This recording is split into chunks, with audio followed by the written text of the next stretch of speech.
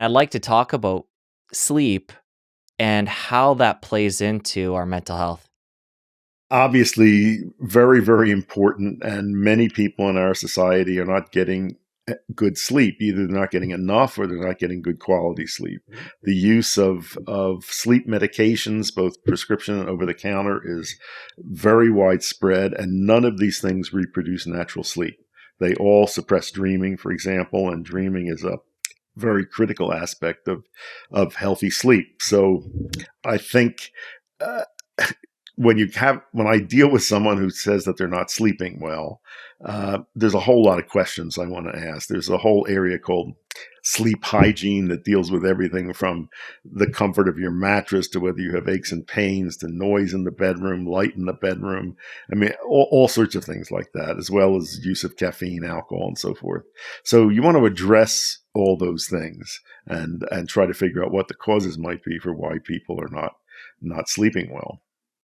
When it comes to sleep hygiene, there is so much talk in the health and wellness space about nighttime routines and different things we can do to accentuate our sleep.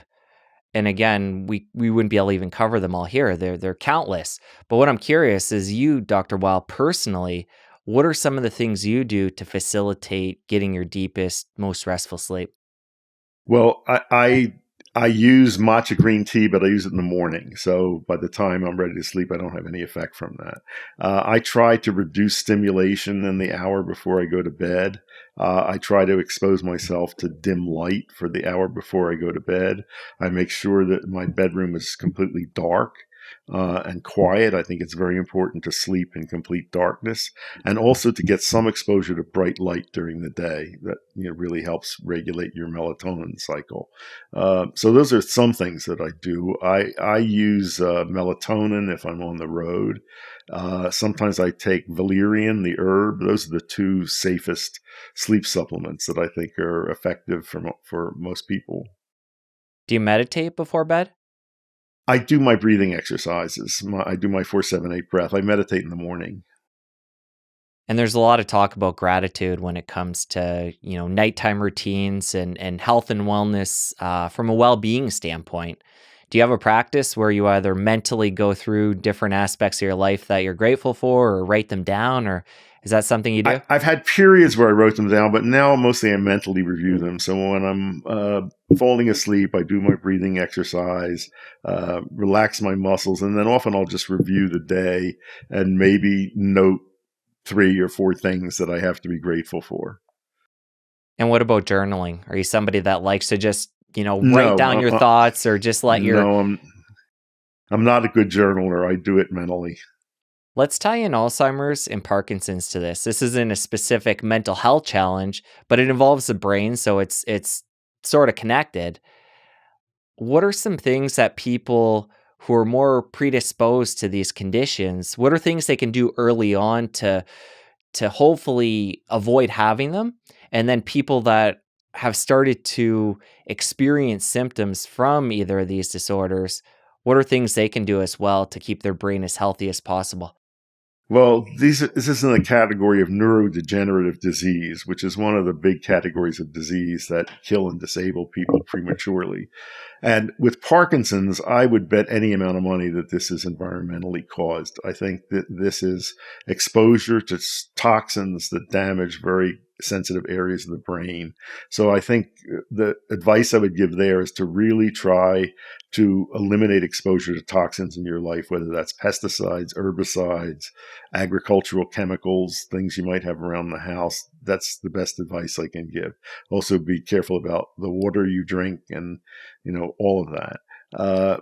Alzheimer's is a little trickier. We really don't know all the factors involved there, but I wouldn't be surprised if there is an environmental influence as well. And also, we know that nutrition strongly influences brain health. So I think making sure that you're well supplied with antioxidants throughout your life, and the best way to do that is eating a variety of fruits and vegetables and natural beverages, green tea, all of that.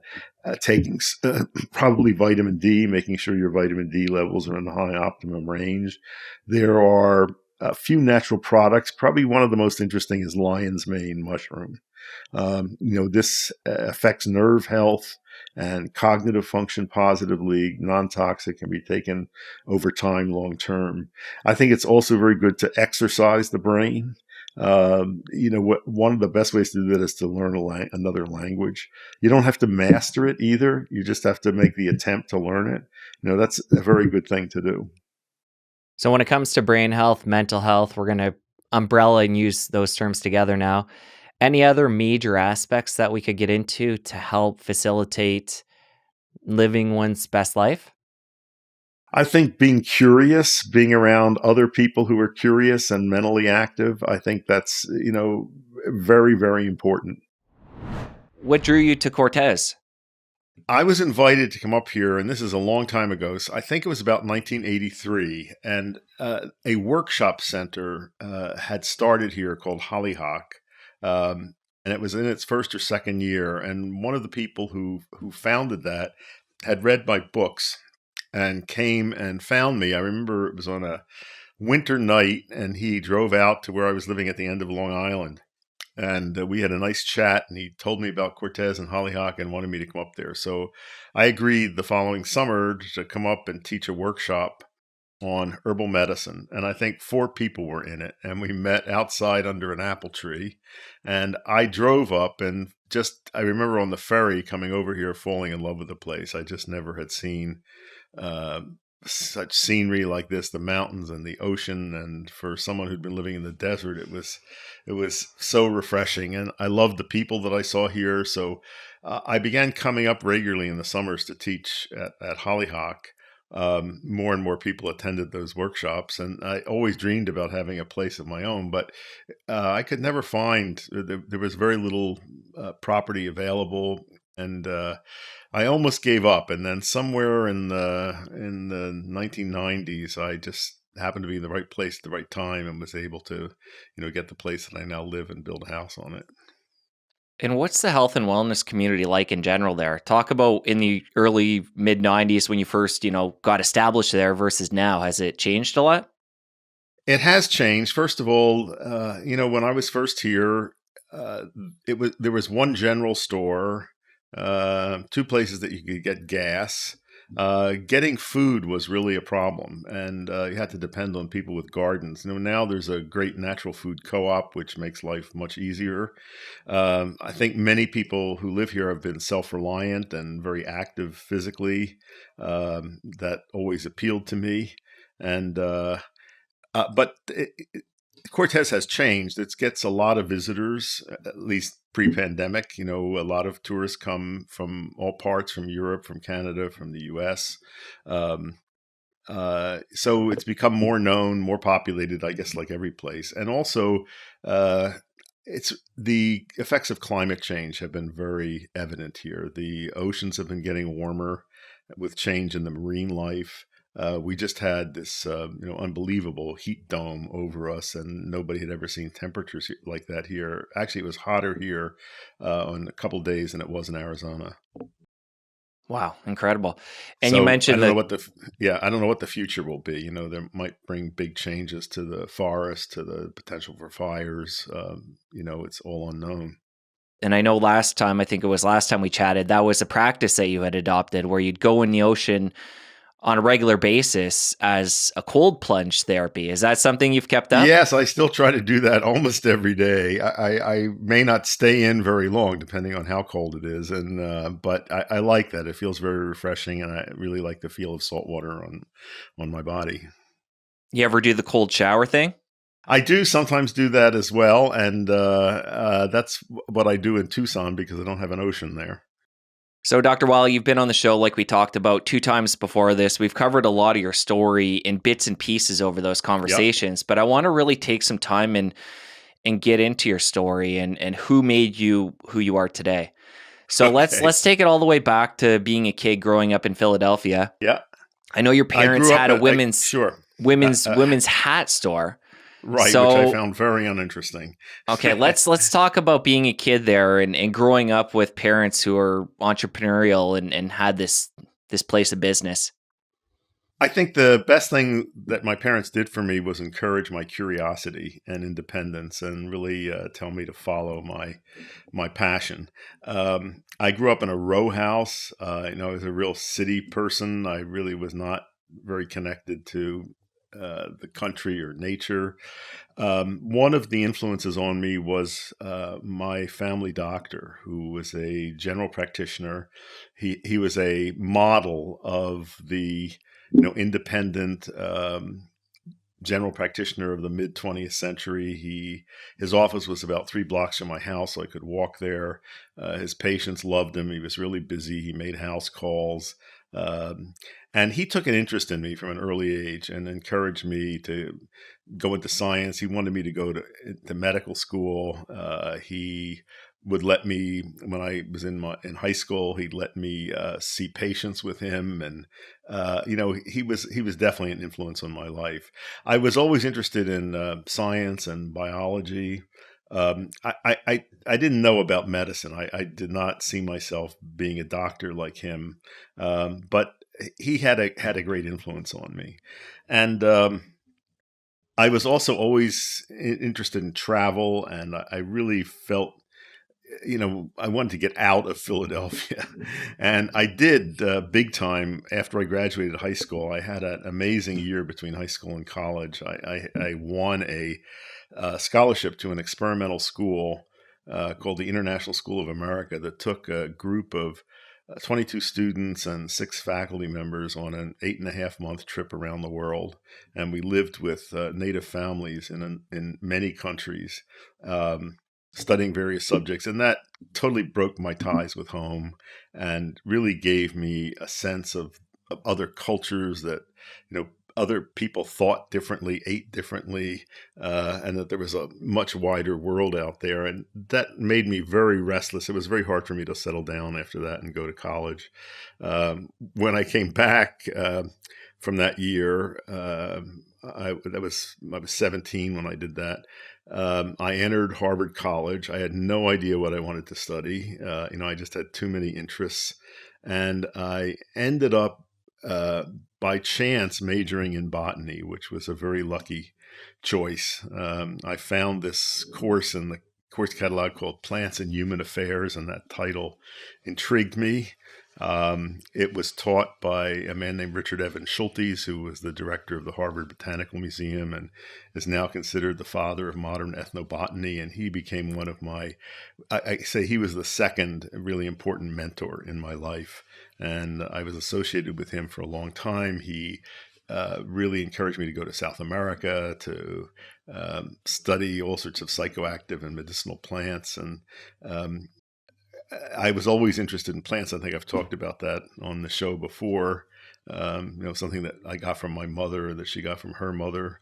I had a little garden in back of the row house, but being connected with that botanical world was a very lucky choice for me and gave me a background very different from what most medical doctors have.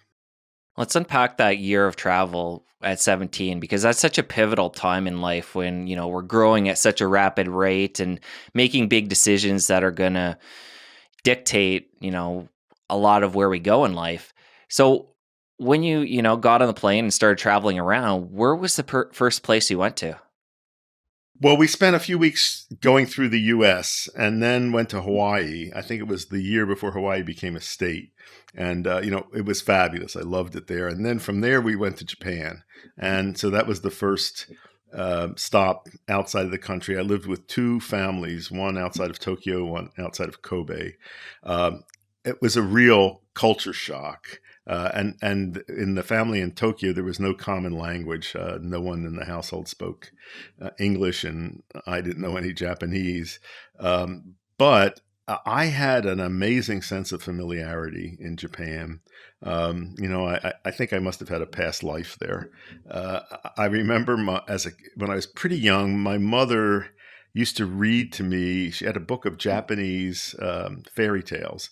And I remember that they made a great impression on me. At any rate, when I got to Japan, there was something about, I was in a very traditional household, slept on the floor, ate food I had never had before, but it felt very at home to me. And Ever since then, I've had a very strong connection with Japan. I've gone there many times. I've spent a lot of, really a lot of wonderful times there. I have a lot of Japanese friends. I love Japanese aesthetics, food, culture.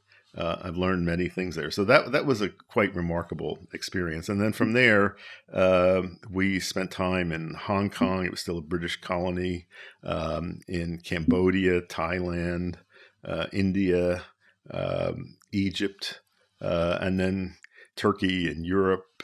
And at the end of that, we ended up in London, and I really didn't want to come home. I wanted to just keep at it. I just did not want to come home. And ever since, I've had that travel bug, and I think my perspective on the world and on medicine and food, all of that has been very shaped by experiences in other cultures. And I think one of the sad things about uh, North American culture is how few people, have had that experience. The U.S. especially is such a big, isolated country, and an awful lot of people really have not had any experience of other cultures. I once read that a shockingly low percentage of people in the U.S. Congress had passports. That's very sad. Yeah, no, definitely. And given this had such a profound influence on you and helped, steer the course of your life from there, when your daughter got a little bit older, did you give her a nudge to travel? Yeah, she's got a real itch to travel as well. First of all, I took her with me from the time she was very young. I think when she was 1 year old, we took her. I remember taking her to Brazil. We took her to Hawaii. She was in Japan when she was, I think, 3 or 4.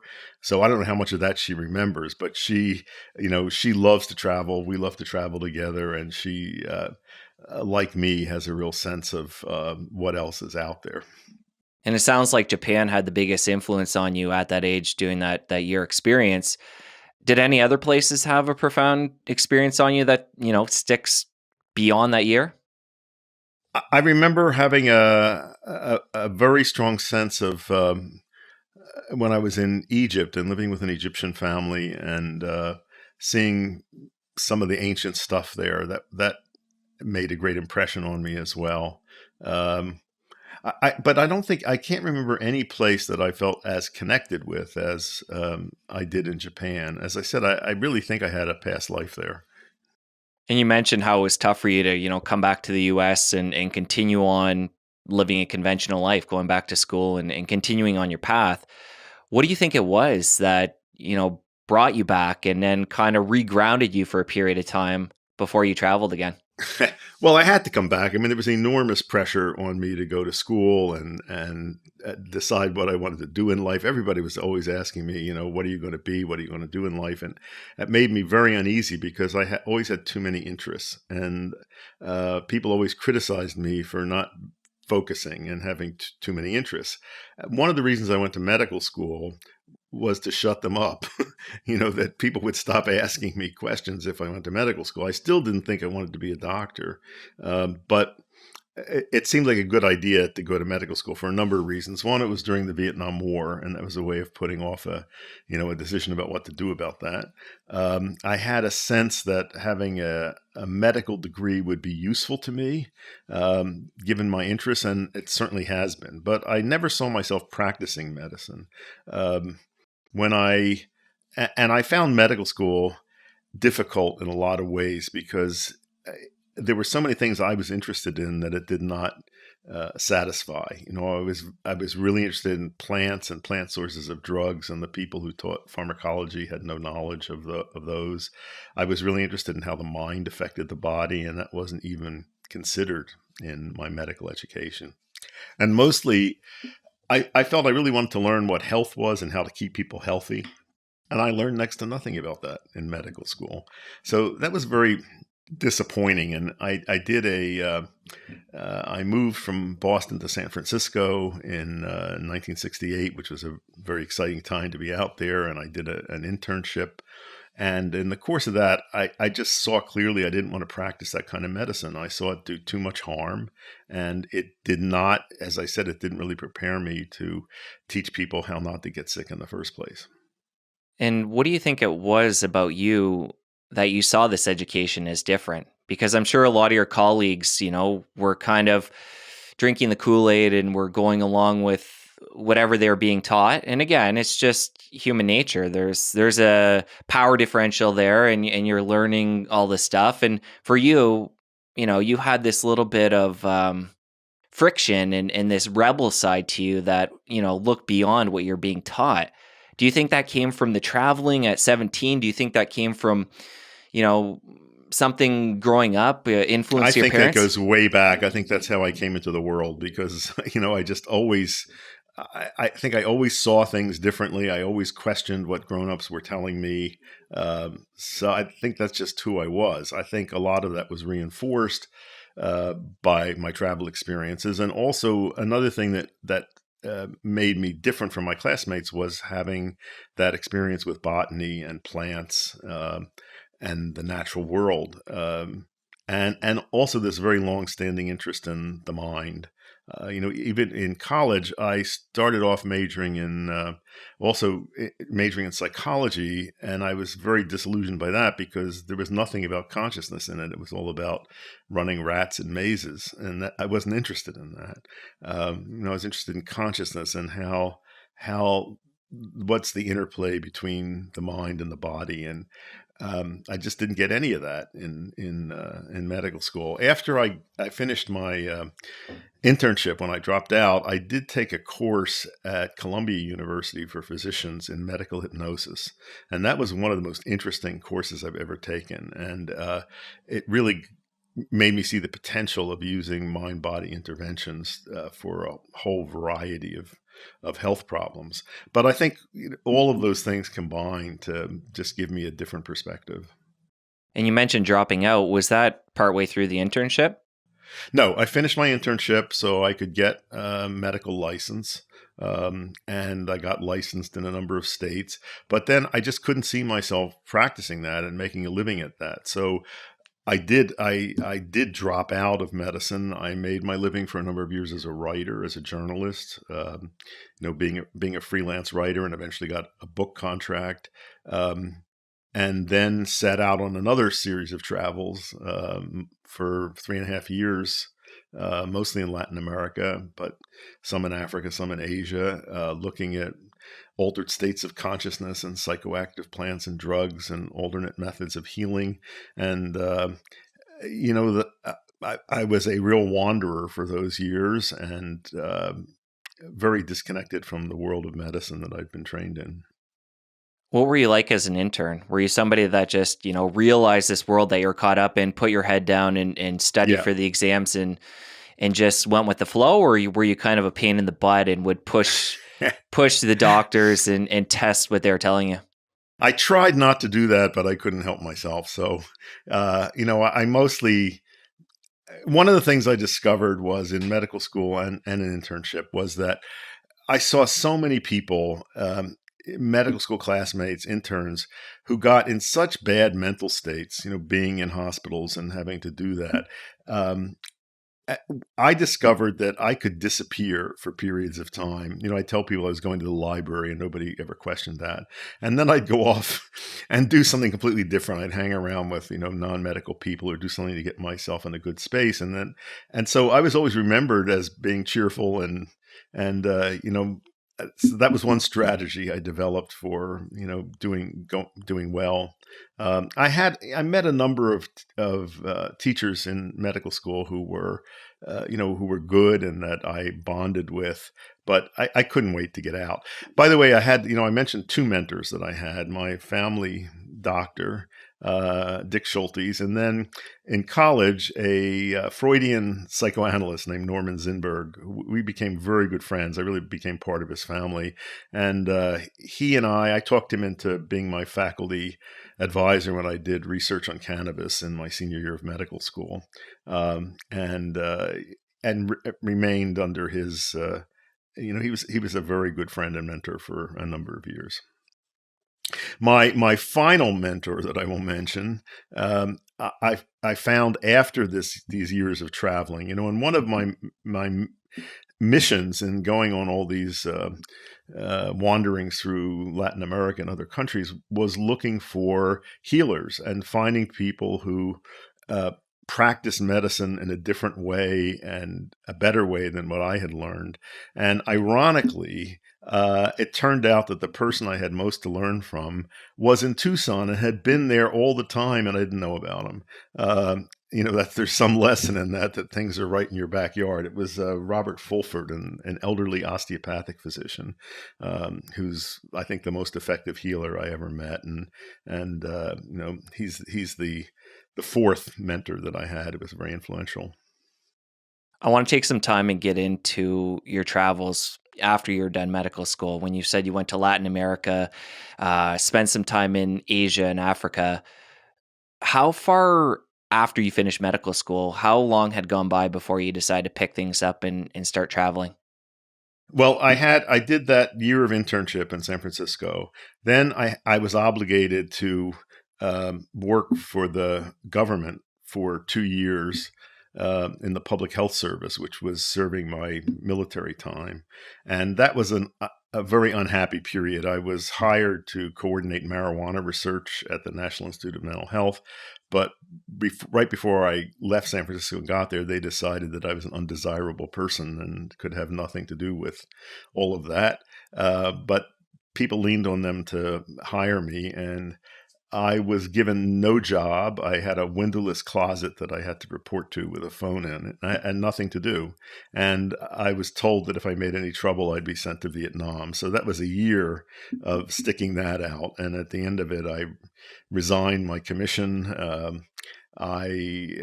was a very unhappy period, and I was being threatened to go to Vietnam, and I was about to move to Canada.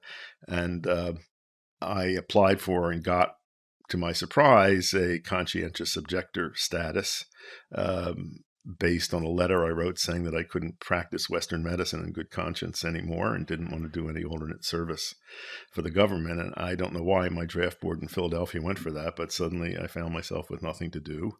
And I had a year in which I wrote my first book, The Natural Mind.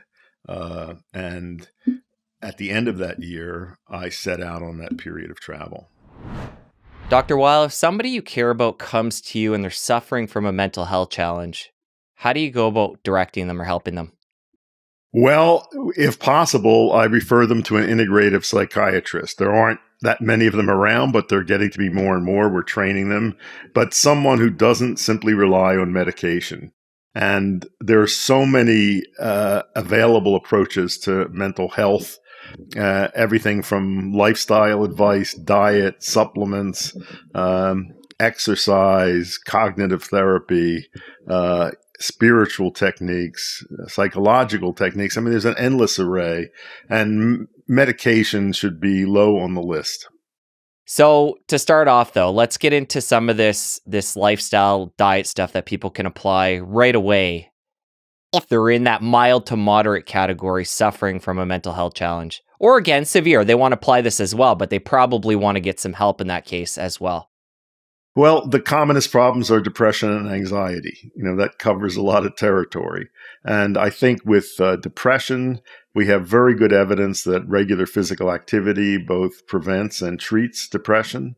Also, that an anti-inflammatory diet that I recommend is very helpful. I think people should supplement with omega-3 fatty acids, make sure that their vitamin D levels are in the optimum range.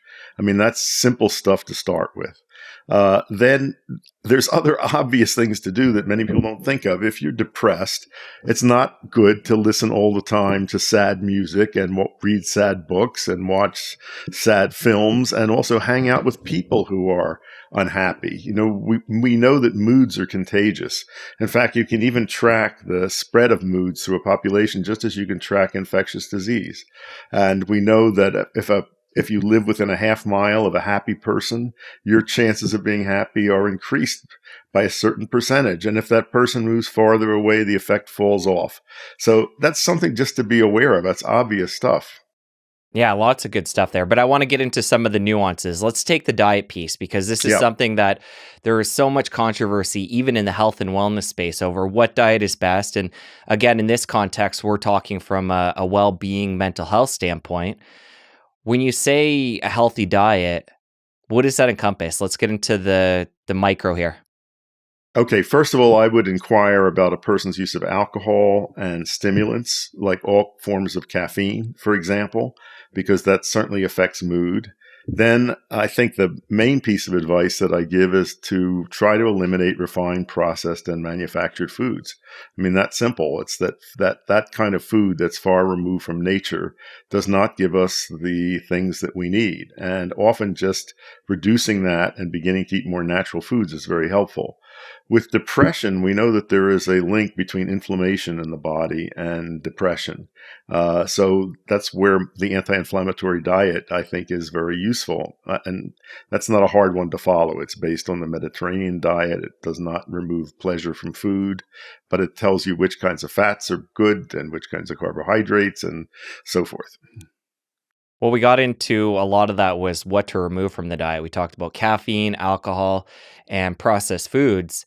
A little bit into what we're going to consume with the Mediterranean template there.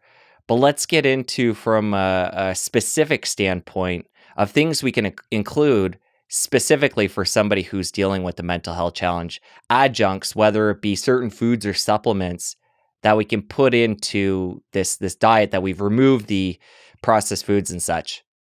Well, I mentioned omega-3 fatty acids. So the best sources of those are things like salmon and sardines. Sardines are cheap and they're everywhere. It's an easy thing to add. It is good to eat a variety of vegetables, especially fruits as well, across the color spectrum, because all these different colors of foods have unique protective elements in them, a lot of them protecting brain health as well. And we're finding out more and more about how micronutrient deficiencies really strongly affect brain function and emotional well-being. So good quality fish, good quality produce, the right fats, which is for me mostly olive oil, and the right kinds of carbohydrates, which are slow digesting ones like truly whole grains, starchy things like winter squash, sweet potatoes. When it comes to mental health challenges, we have the DSM and we have an array of different quote unquote problems that people who are suffering can, these different ailments that they can have, and that we can come up with a diagnosis and treatment plan for. What medicine often likes to do is silo different parts of the body and different areas of specialization when it comes to, medical doctors and what they treat and what they work with. What are your thoughts on an upstream approach to mental health where, there obviously is different nuances to the way people suffer when it comes to mental health, but is there a more upstream approach for people that are suffering that we can look at? You talked about the diet, like, is a lot of what we're going to talk about today cover the basis depending on whatever quote unquote diagnosis you have? Separate the mind and the body. So whenever there's a disturbance in the body, there's a disturbance in the mind and vice versa. I think one of the things that's really gone wrong is that psychiatry has become so separate from the rest of medicine. You can't separate these things. Also, with the commonest conditions, I talked some about depression, but anxiety is also a huge problem in our society. And the simplest approach to that is regulation of the breath. And as you know, I often recommend a simple breathing technique, the 4-7-8 breath. You can Google my name and find YouTube demonstrations of it. That's the most effective anti-anxiety measure I've ever discovered, and doesn't cost anything. So yeah, we've talked about that breath before. It is a great tool. And for me, the way I understand that, that's kind of like something you do on a regular basis to get your baseline of breathing in good shape. But what about for specific instances?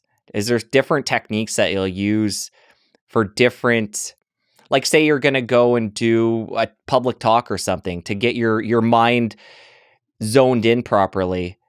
Or other instances, you could use different examples, but different techniques for different uses. There's hundreds of different breathing techniques, but that 4-7-8 breath is the most applicable one. I use it before I give a public talk.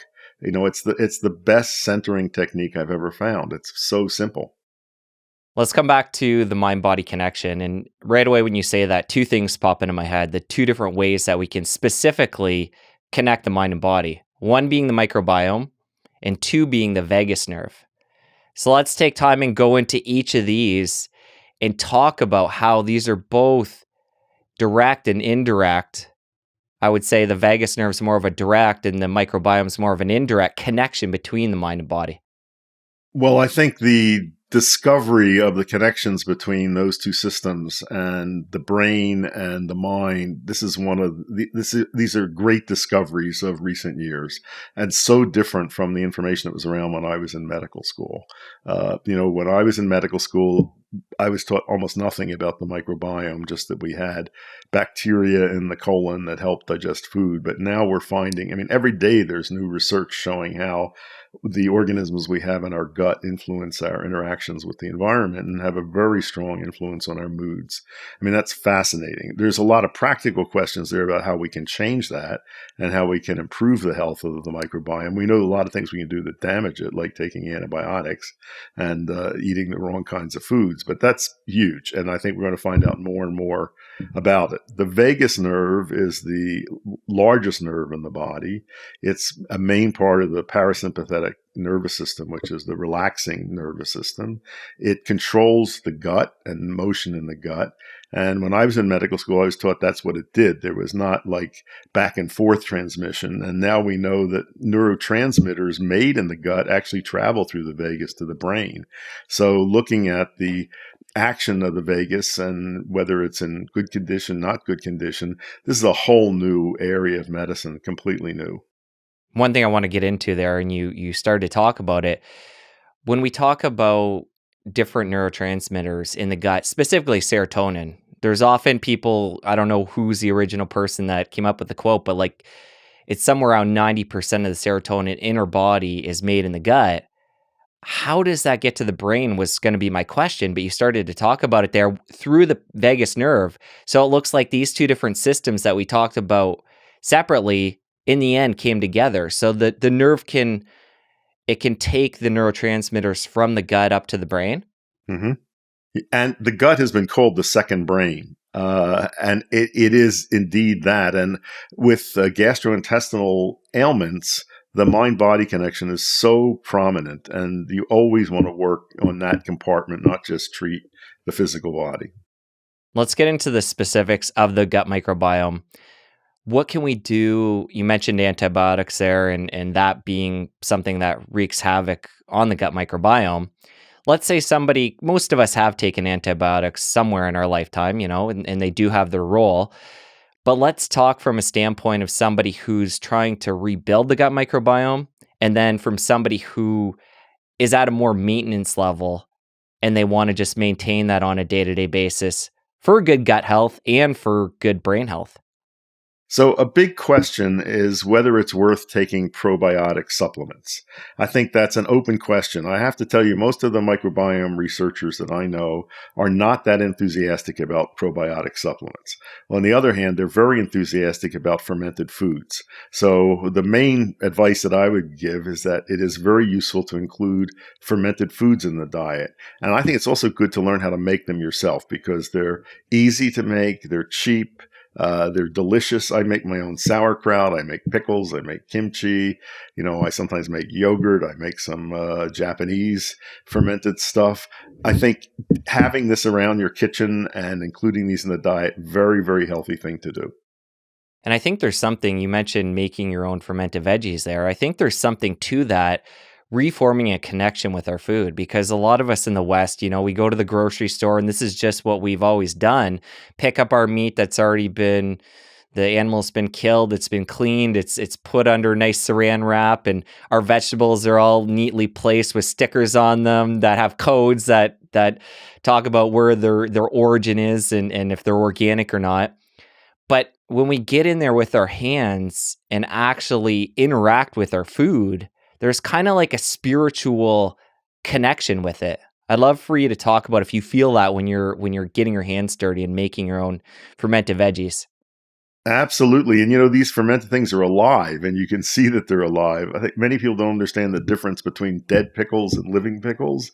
The pickles in the interior of the supermarket that are not refrigerated are made with vinegar. There's no living organisms in them. The ones that are refrigerated and that bubble and sometimes burst the jar, those are making they're organisms that make lactic acid, which has a different flavor from the acetic acid in vinegar.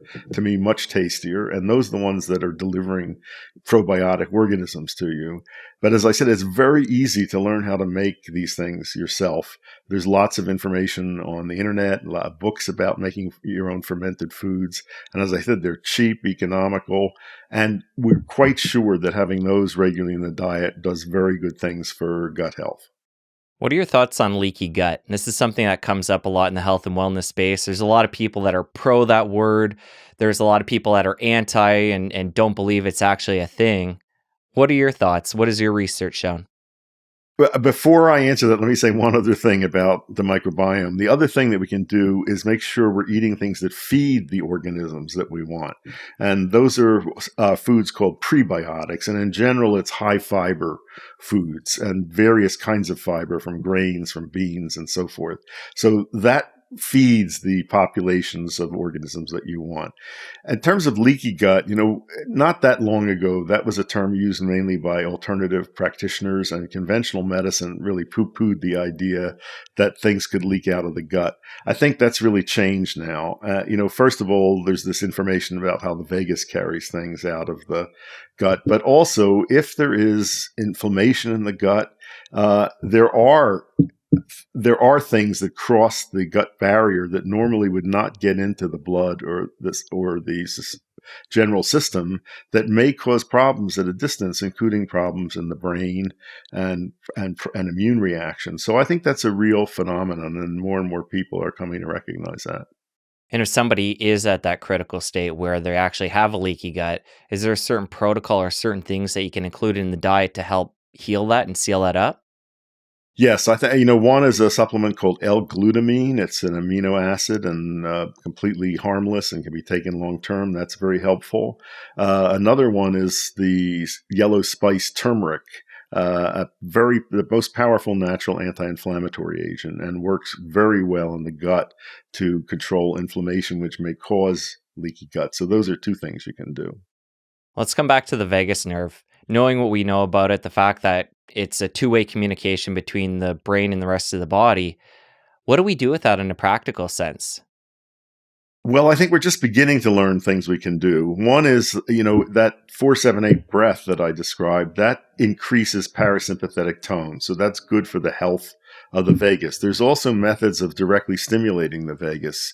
So there are vagal stimulation techniques that are available. I don't think they're widely practiced yet, but they're becoming available. So that's something that can be checked and that you can experiment with. I believe if you do humming in a deep way or gargling really deeply or even poking and activating that gag reflex in the back of your throat, those are all ways that you can train that nerve.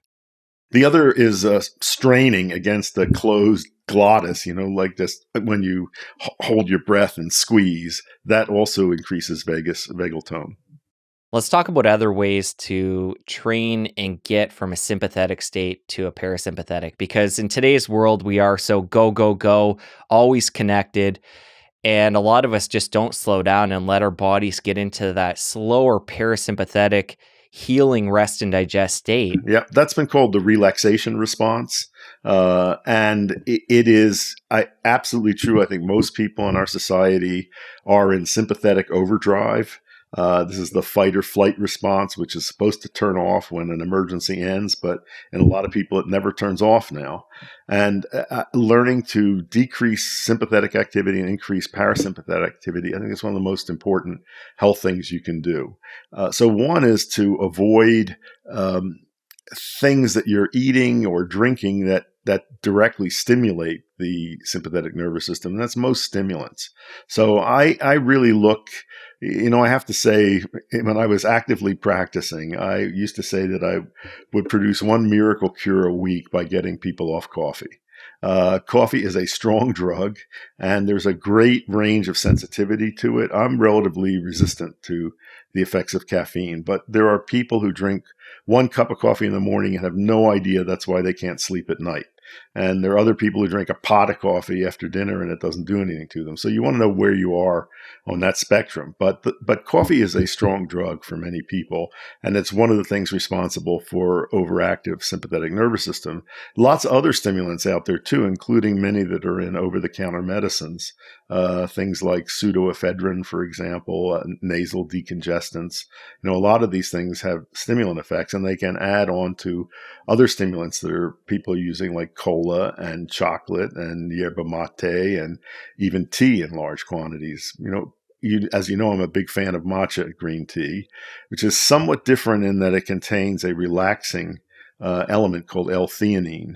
And that modifies the effect of caffeine and produces an alert state very different from the stimulation of coffee and other forms of caffeine. And you mentioned a number of stimulants there, and I think where people can get in trouble as well is where they start layering those on. So they start the day with a coffee, maybe have a tea and then some chocolate after lunch, and over time they're Or just an energy ramping up. drink also. Yeah, Exactly. right. Hopefully not, Yeah. but that could be Yeah. part of the picture as well. Then there's, other things that activate that response are noise, which many people are unconscious about. Things like sirens, loud music, can up the sympathetic activity. Being around people who are anxious, as I said, moods are contagious. So I think you want to pay attention to influences that may be revving up your sympathetic nervous system and try to modify those. And what about on the other end of the spectrum? You talked about loud noises that are going to interfere in a negative way.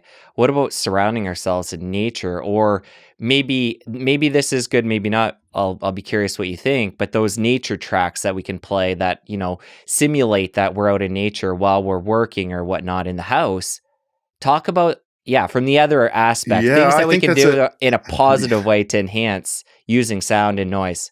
I think listening to natural sounds and exposing yourself to natural sights is very helpful. And natural sounds like water falling, water over rocks, wind blowing through a forest.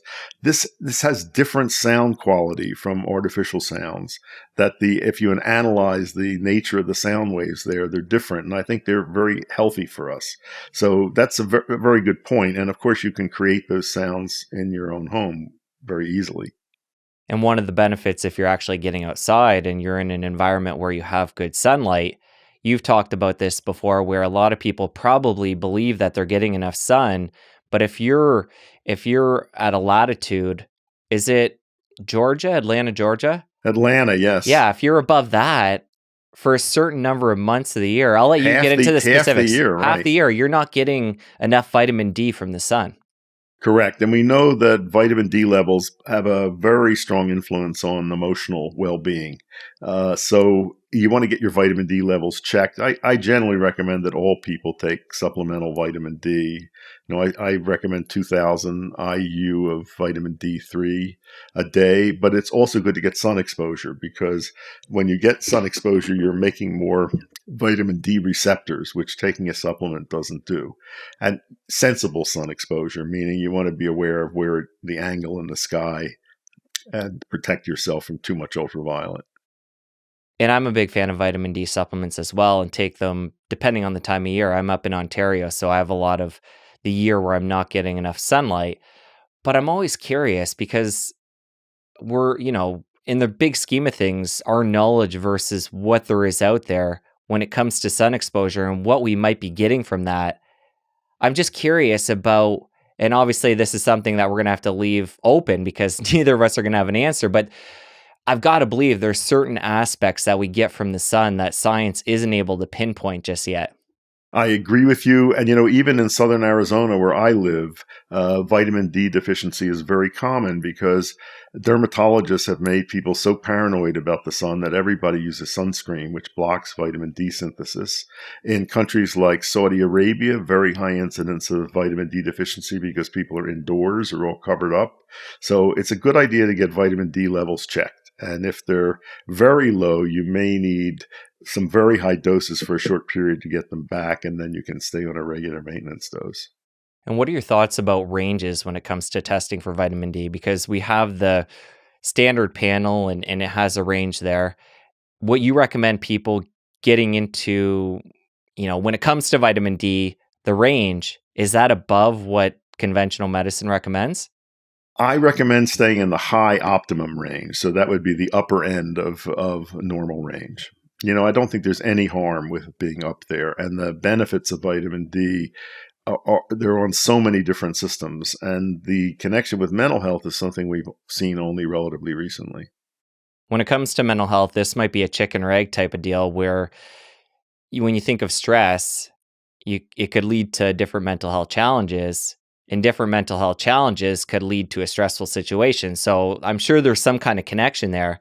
But let's go to the stress piece and talk about, as human beings in the 21st century, how big of a problem that is and things we can do to help tame that.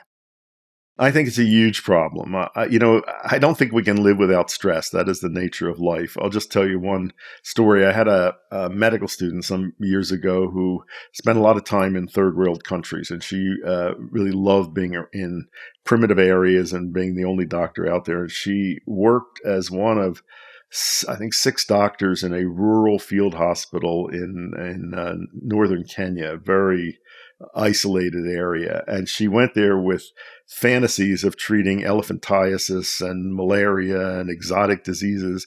Most of what she saw were psychosomatic diseases. It was back pain, headaches, and this is in a tribal society where you wouldn't think, they don't not exposed to all the things that stress us out, and there it was. So I think human life is stressful. So I don't think you can eliminate stress from your life, but what you can do, although obviously if there's obvious source of stress, like, a terrible boss, you should change your job. But what you can do, and what I recommend, is to learn and practice methods of neutralizing the harmful effects of stress on the mind and the body. And they're very significant.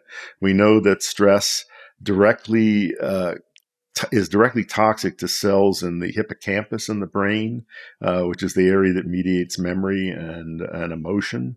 It kills nerve cells. So, and that's mediated by the stress hormone cortisol. So you want to do something about that. Again, I recommend breath control as the simplest method, but there's all sorts of things. There's yoga, meditation, guided imagery, progressive relaxation, all sorts of things you can do. But you want to learn some method and practice it regularly. And I think part of the solution is just feeling like you're not alone, where you talked about the tribes and how this was a problem for them as well. Realizing that having stress and ebbs and flows is part of the human condition and you're not alone, and having a realistic expectation for how you're going to feel day in, day out, and not stressing because you're stressed. I think that's part of the picture as well. Yeah, a very good point. And, all that has become much more difficult during the pandemic, because I think that's greatly increased social isolation and loneliness. But we know that social connection is highly protective of both physical health and mental health. Well, let's get more into the nuances of that, because this is a big piece. We can't talk about mental health without getting into connecting with others. We've evolved in tribes and in small groups, and this is part of what is very fulfilling and part of our well-being. So talk more about the nuances there. Well, I have to say that I'm concerned about the rise of social media in our society and the extent to which so many people now interact virtually rather than really. I think that it does not provide the same benefits that true social interaction does. I think that one of the consistent findings in research on healthy aging is that people who maintain strong social and intellectual connection as they get older are healthier and are less prone to chronic disease. That's very clear research finding. And it's interesting. Sometimes the things that are free and the easiest to do, I shouldn't say easy because it is a challenge, especially as an adult, to form new friendships and connections. But, relatively, if that's a goal of yours, like we can all go out and make the effort and connect with people and make new friendships. For some reason, though, it's just so much easier to just be like, Dr. Weil, tell me the latest superfood that I can, go on Amazon right after this and Right. click an order, and compliance to me seems so much higher. And I know I've been guilty of this as well for things that it's just something I can buy, something I can add into my smoothie versus these more subjective, nuanced things where you don't necessarily see the benefit right away connecting with other individuals. I couldn't agree with you more there. And, just looking at my own life, I find now I rarely go to stores to shop anymore. I do most of my shopping online. So that's an area of social interaction that has sort of really disappeared from my life. And I have to make an effort to get out there and meet people. Most of my teaching in the past few years has been virtual on Zoom because of the pandemic. And that's been, I don't like that. I would like to go back to interacting in person with people. Well, you come at this from a really unique place because you've been in this health and wellness space for so many years, pre-internet, pre-social media. Talk about that evolution a little bit from your perspective and seeing where things came from, the transformation in between and where we're at today, and how you've gone about handling that as best you can in a healthy way. Well, it's just not the same. Having Zoom meetings is just not the same as having interactions in person. And what can I say? I enjoy in-person interactions. So I have to make an effort to make that happen in my life. By the way, let me say that when I was doing research on aging, I made a number of trips to Okinawa, which was at the time that I was doing that had the highest longevity in the world. And the very old people there were included in all community activities. They were considered valuable assets to society, and they were never allowed to be isolated. That's so different from what I see happen in this culture. And also, they interacted with people of all ages. They weren't just segregated into communities of old people. And I can see benefits on both ends of that when you're including the elderly in the community. You're going to get a lot of wisdom from those people, a lot of teachings, and it's going to be good for the younger people, their well-being, and then the older as well, to be interacting and sharing that knowledge and feeling like, I think a big thing that they're going to get from that is feeling like they still have a sense of purpose as they age. Absolutely. Absolutely. I think that's another finding from aging research, that feeling of connection and being valued is something that seems very protective of health and both physical and mental as you go through life.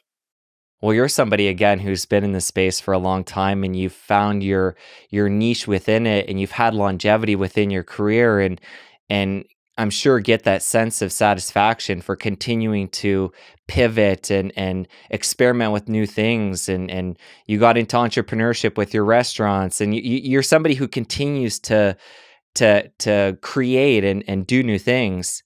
How have you been able to do that? I mean, you're getting on in age. Are you in your mid-70s?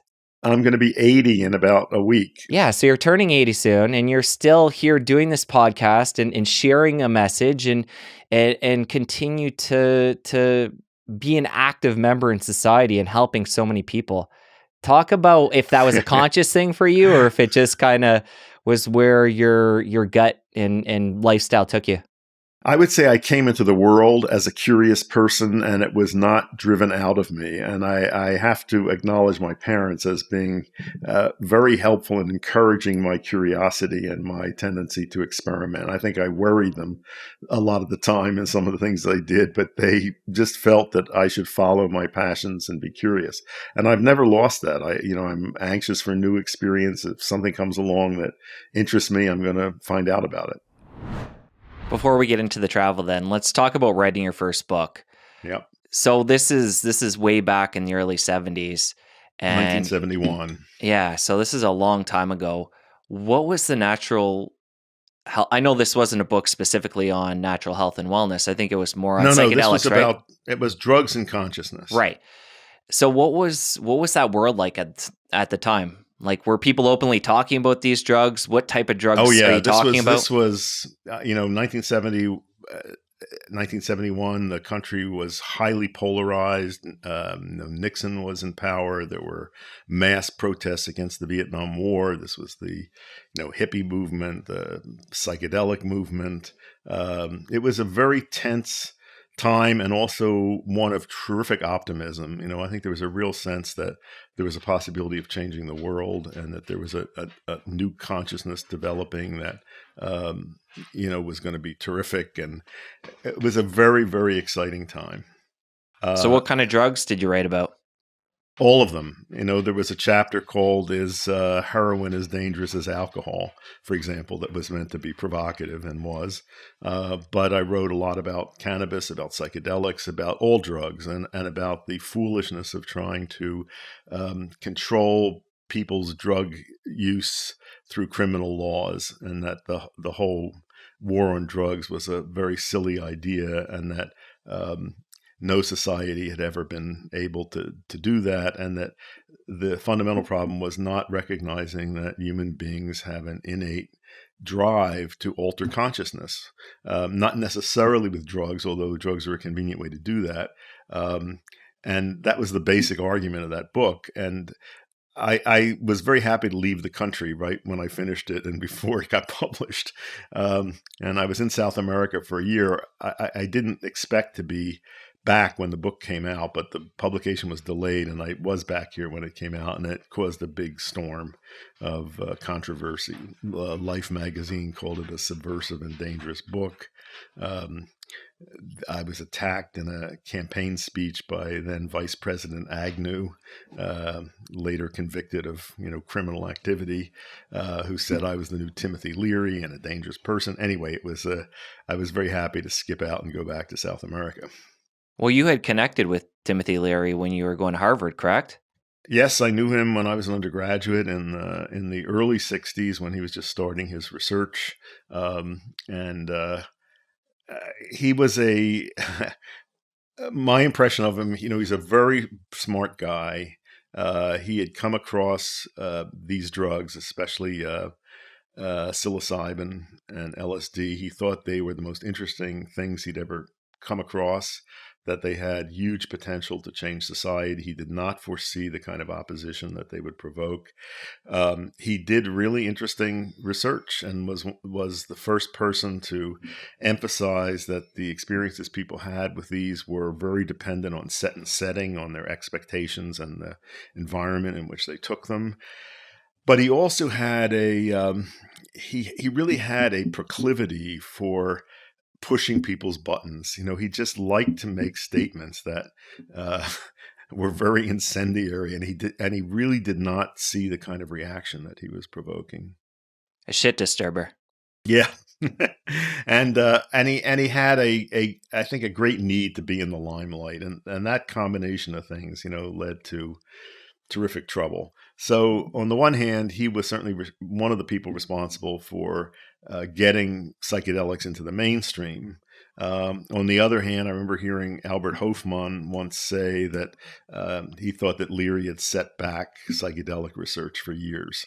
And that probably both of those things are true. And during undergrad, did you have a relationship with Leary, or was it just a one-off meeting kind of thing? No, I met him a few times, and I was hoping that I could be a subject in their research, but they weren't allowed to use undergraduates.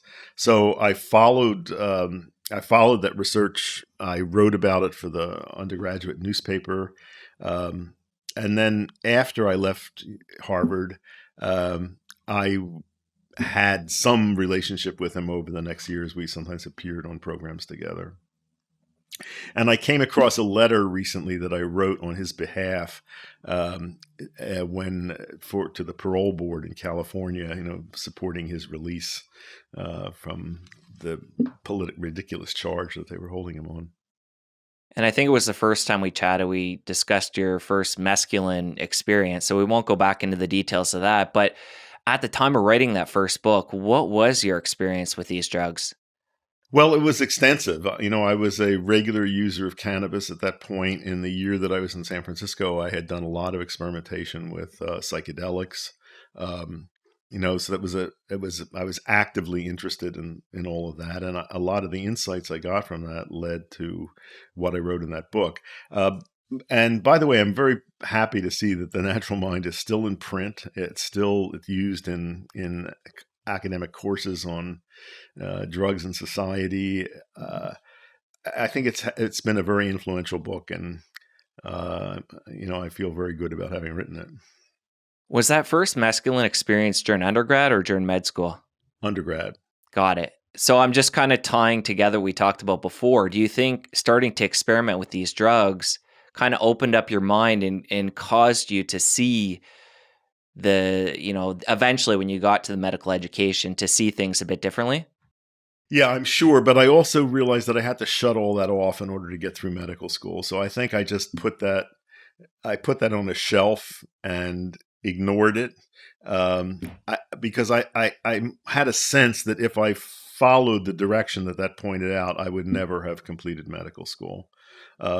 So I really didn't get a chance to reopen that until I went out to San Francisco that year when I was doing my internship, because San Francisco in 1968 was a really hotbed of all sorts of stuff and psychedelic use. So all of that got rekindled after that. I don't think I could have juggled that with going through medical school.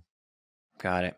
All right, I want to come to the traveling now. So you head down to Latin America. This was the first place you went when you began you'd written your first book and you were going to go on this traveling expedition to different areas. Was the goal at that time to write another book?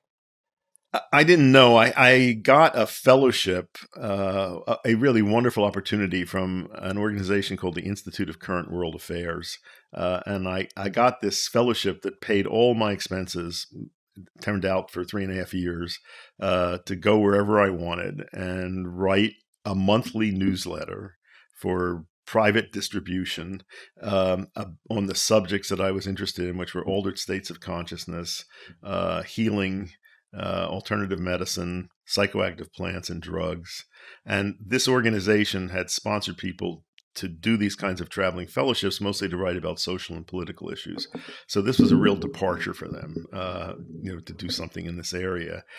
I don't know. It turned out that those newsletters that I wrote, I eventually collected and edited and published as my second book called The Marriage of the Sun and Moon. But I don't think my intention in setting out was to write another book. So where did you specifically go first in Latin America? I went first to Mexico to learn Spanish, and I spent. There was a school that I wanted to go to in Cuernavaca. I went there for half a day and decided that wasn't for me, and then ended up living in a village, a small village with a high indigenous population, and I learned Spanish just by living there. And interesting. I wrote a bit about this, but I had learned German in high school in 4 very painful years with a hardcore German teacher. And Spanish I learned in 3 months just by living and speaking it. And I'm convinced that that's the way you learn languages, not by studying grammar and that. You just have to be in a situation where you have to speak it. So I lived in Mexico for, I think it was 3 months, and then I was driving, and then I drove down through Central America to Colombia, and then Colombia was a place that I spent a lot of time. I really love that country. I want to go back. And were you just winging it at the time? Did you know, like, I'm Yes. going to spend okay, you didn't have a specific plan. I'm going to Well, spend this much time here and then move on. yeah. No, I didn't have a plan. Dick Schultes had introduced me to several people in the, Colombian botanists, for example. There were several areas I wanted to go to. I wanted to learn something about ayahuasca, which was very little known in those days. I wanted to look at the use of magic mushrooms in Colombia, which were, hippies were just discovering. I was very interested in coca leaf, the source of cocaine, and how people's use of coca differed from the use of cocaine. So those are some of the things that I wanted to look at, but I really didn't have much of a plan. And were you traveling alone? Did you have like a girlfriend or other Sometimes I was researchers that were with alone. you? Sometimes I was alone. Sometimes I did have a girlfriend who accompanied for me part of the time.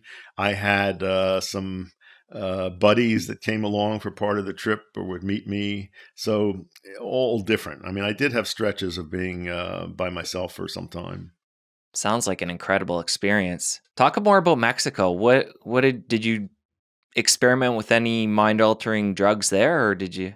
Well, certainly cannabis, and I think, and then also shortly before my time there came to an end, I drove to that remote area of Oaxaca, the Sierra Mazateca, where traditionally psilocybin mushrooms had been used by shamans, and had that was my first mushroom experience with a woman shaman named Julieta. Um, you know, was great. And I don't know. I have a Mexico was also a wonderful experience. It was being in a place where people were so connected with nature, where the variety of foods was so different. Very vibrant culture. Again, one that I think I connected with quite strongly. And you mentioned you were driving at the time, seeing Yeah, everything, right at ground level. yeah. Did you feel safe at the time? I mean, this is way back when, but Well, I think I had my guardian angels were on very active duty.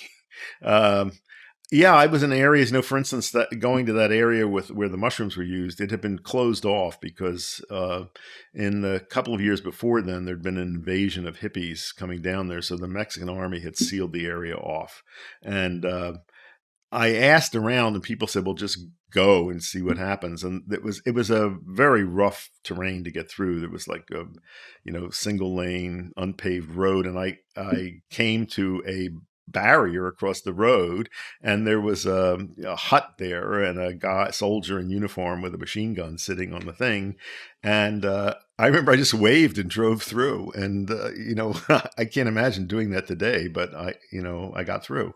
And when I got to the village on this mountaintop, people were very surprised that I think I was the first person that had shown up in some time.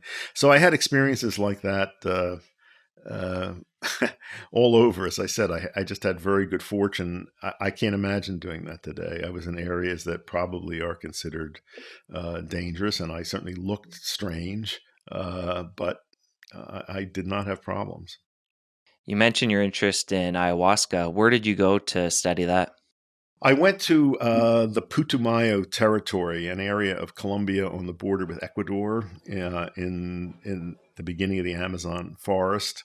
That's an area where Schultes had worked for a number of years in the 1940s, and he gave me the names of some shamans down there that I met. And it was in Colombia. It was called yahe, not ayahuasca, and so I cooked up ayahuasca with several of these guys. I took it on a few occasions, and wrote some about it, and was probably one of the first people to write about it. If anyone had told me that there would be ayahuasca sessions offered in Tucson with notices about this up on telephone poles, I would never have believed it. I would never believe that would have become available or popular up here. So, given all these different experiences with plant medicine, were most of them positive for you? It sounds like it was, I think they leading were to growth no, and they were mixed. I think with ayahuasca, especially, some of the shamans that I saw were drunks, and they were just, charging money to sell this to hippies coming through. I saw others who I think were really master psychotherapists and able to deal effectively with people coming with a variety of problems. Um, with coca, I was most impressed that how stable and positive the uses of that were compared to the patterns that I saw with cocaine use. And I thought there was a great lesson there of how we went wrong in dealing with that plant. You're not supposed to take that substance out of the plant and make it available to people. And then the worst is blaming all the trouble on the plant and trying to eradicate that. This is a sacred plant of indigenous peoples, and we've done awful things down in Peru, and Peru especially, about that. So no, I would say they were not all positive, but I learned a lot I saw a lot of positive uses of substances, and drew some conclusions about that I've been trying to tell people up here about. do you feel like it's the type of thing that you've had to continue to experience having these altered states throughout the course of your life and to continue to have new insights? Or it sounds like you had a period of time where you're pretty heavily into it for a number of years. Did you get what you needed and then you could kind of move on? Yes. And, I think it happened differently with different substances. With cannabis, when I was first using that in my 20s and early 30s, it was a real ally. It really stimulated creativity, imagination. Well, there was a period where it was great for social bonding. And then what I got from it became less and less useful to me. And eventually, somewhere in my mid 30s, it mostly made me groggy and sedated. And even though that's pretty much what happened to me whenever I used it, it took me a long time to separate myself from it. But since then, it's really not something that I use. I think I got everything I needed from that. With psychedelics, um, I've learned so much from them. Now, a lot of my worldview has been shaped by experiences that I had on psychedelics, a lot of my views about medicine. I remember Alan Watts wrote a blurb for The Natural Mind, and he said one of the lines in it was, when you get the message, you hang up the telephone. And that's my feeling with psychedelics. I think I did not need to repeat that. I was very into them for a long period. I saw wonderful things from them that have had lasting impressions. I don't feel that I have a need to use them anymore. Um, I think I've gotten the message. I hear what you're saying. And you mentioned him writing the blurb, Alan Watts, for your first book there. Were you guys connected before that? I'd met him because he was living in the Bay Area when I was doing my internship. So, and I had published the research on cannabis, so had gotten some notoriety about that. And I don't remember how it came that we met, but I remember meeting him and having a conversation with him. And then I sent him my publisher sent him the manuscript of The Natural Mind. Do you remember anything about what he was like when you met him? He was living on a houseboat in Sausalito, California. He was a pretty far gone alcoholic at that point in his life. So I don't know. I remember spending a little bit of time with him, having an interesting conversation. That's all I can remember. And spending all this time traveling around, working with different plant medicines, different healers, what are some of the common things? Because you've had such a unique experience working with different types of healers and different parts of the world. What would you say are some of the key things to look for in somebody that is, truly a healer, like in a deep, deep level? Well, as I said, I think the most effective healer that I met was this old osteopathic physician, Bob Fulford. And he mostly used hands-on technique that was so gentle and unimpressive. When he worked on you, it felt like nothing was happening. And I just regularly saw him produce phenomenal cures of people. And it felt so good to have his hands on you. People would say, well, when should I come back? And he'd say, you don't have to come back. You're fixed. And his philosophy was, you make these little adjustments and let old Mother Nature do her work. And he was the first person, I think, that really emphasized to me that the source of healing is from nature.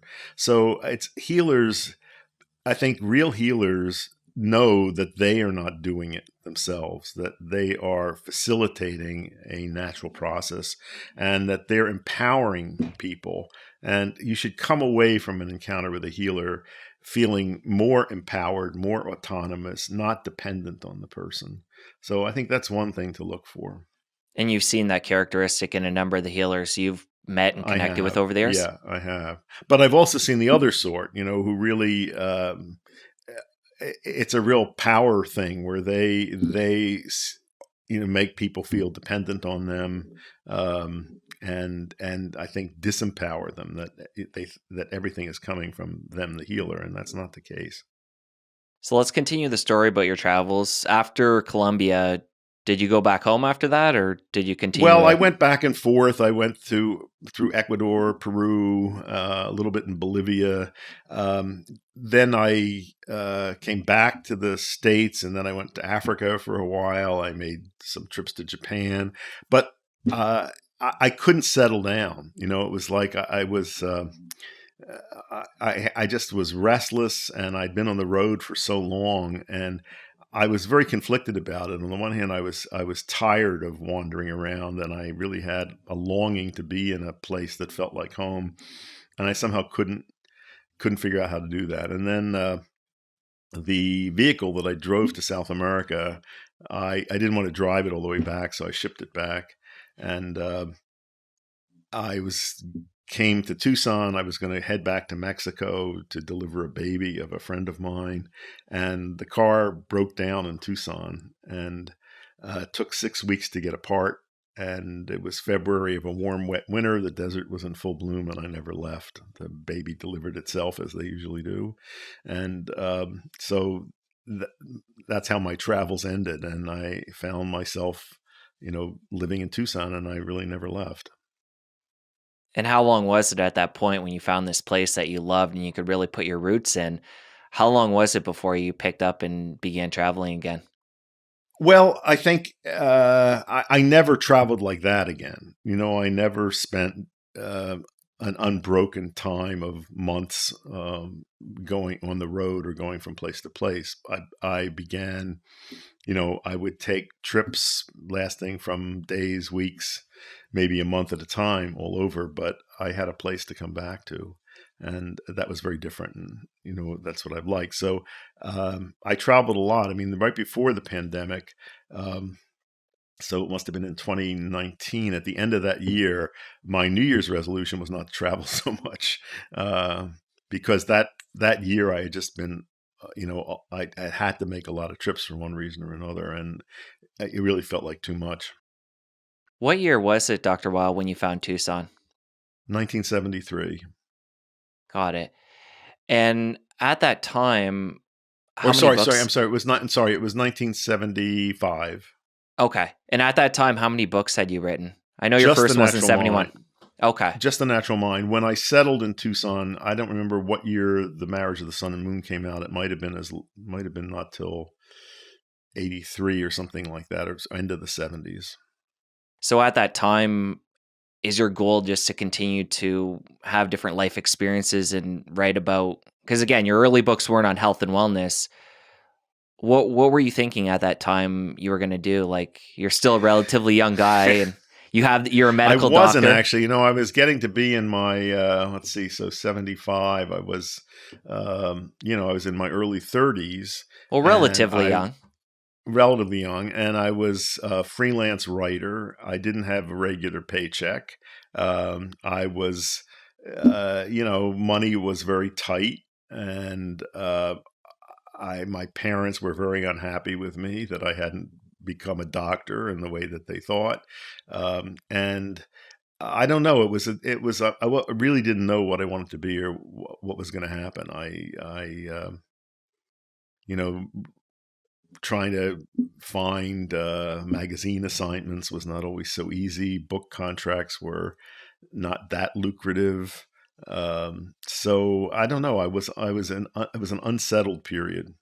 Yeah, it sounds like there must have been a lot of internal conflict at the time because you got your pushback when you wrote that first book and Yeah, you're finally settling down in a place, but you don't really know where life's going to take you at that point. right. Yeah, it sounds like it must have been difficult mentally to kind of to feel, stable and in a good state of well-being.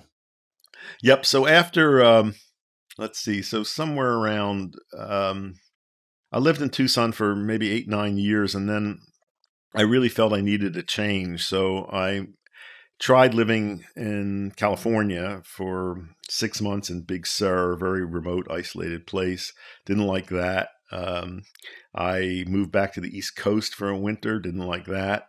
And then ended up coming back to Tucson, which I felt conflicted about because I'd left there seeking a new life and I couldn't find it. But when I came back to Tucson this time, the College of Medicine at the University of Arizona found out that I was living there and asked me if I would give lectures to medical students. And the first lectures they wanted were about cannabis because it was becoming such a hot topic and they didn't have anyone in the faculty that knew anything about it.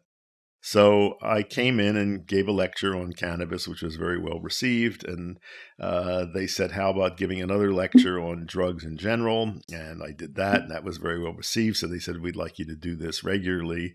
And I did for a couple of years, but I said, this is old stuff for me, and I'd like to talk about, things that I'm currently interested in, like alternative medicine. They didn't even know what that term meant. But I began giving lectures to first and second year medical students about other systems of medicine and mind body healing. I mean, nothing like that had ever been presented in a medical school before.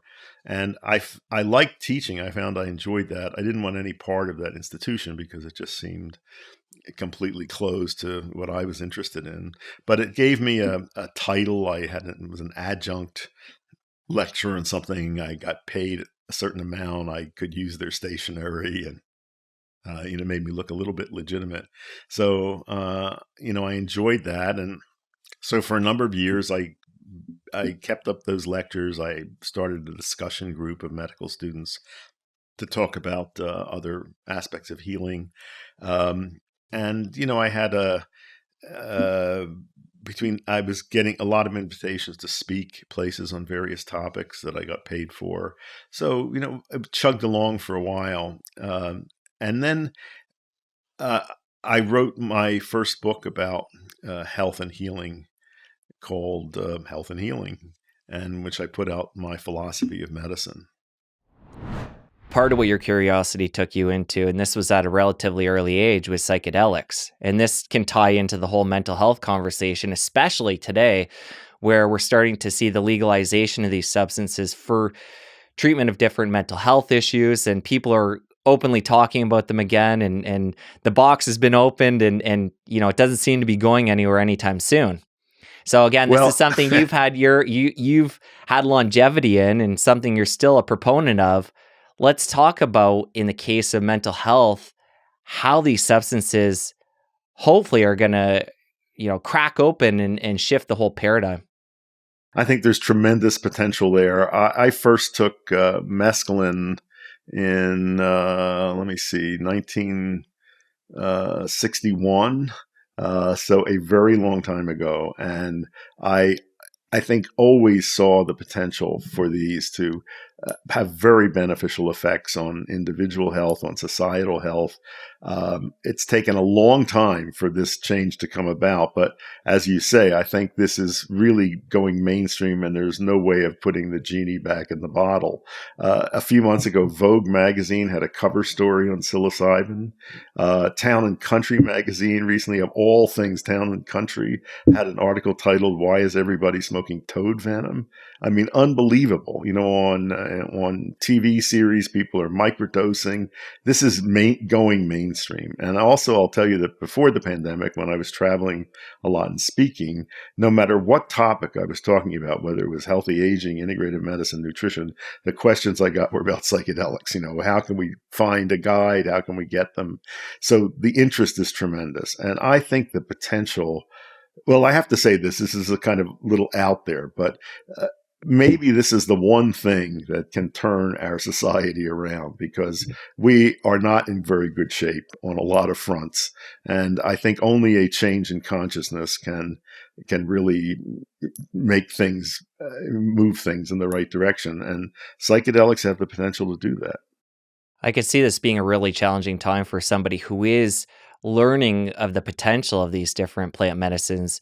And because we're in that transition zone right now where things aren't fully legalized and it's still underground, it's like, how do you go about finding reliable sources to, find these quote unquote drugs and to do them in a healthy way and integrate it in a healthy way?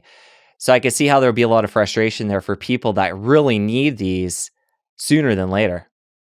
So I think a big need is for guides who can help people structure these experiences in a way that make them most profitable. So there are several institutions that are training people to do this.